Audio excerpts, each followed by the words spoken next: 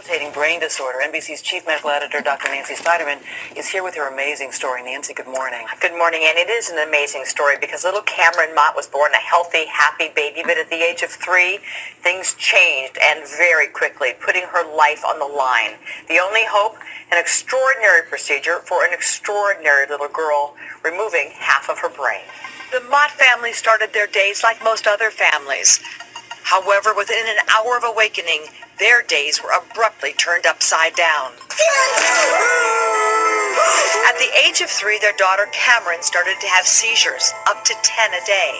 Within 20 minutes or so, she would have her first seizure, and then they would just continue throughout the day. It was not any quality of life for her. After almost 3 years of seizures, multiple medications, and no answers, Cameron's cognitive intelligence was declining, and she was barely talking. She wore a helmet all the time because her seizures were just so aggressive and violent, and she would just get hurt so often.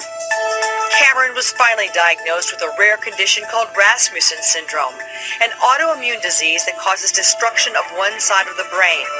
Hope came at Johns Hopkins University Medical Center, where neurologists concluded that Cameron was a candidate for a daring and complicated surgery, a hemispherectomy, or removal of up to one half of the brain. We like to do children because of their ability or their plasticity. That's their ability of the other side of the brain that we haven't removed to take over and control the function of the diseased half that we are removing. After a long but successful surgery, Cameron was left with only the right half of her brain and awakened completely paralyzed on the left side of her body. The real challenge was just beginning. After surgery, she needs immediate therapy.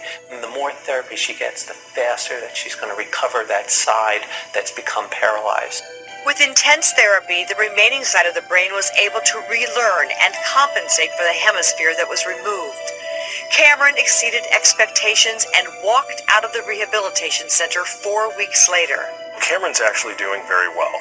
She's able to walk and run around the office and certainly around the playground. Muddy over there. And most importantly, she's able to do well in school. And she hasn't had a seizure in 2 years. We were just asked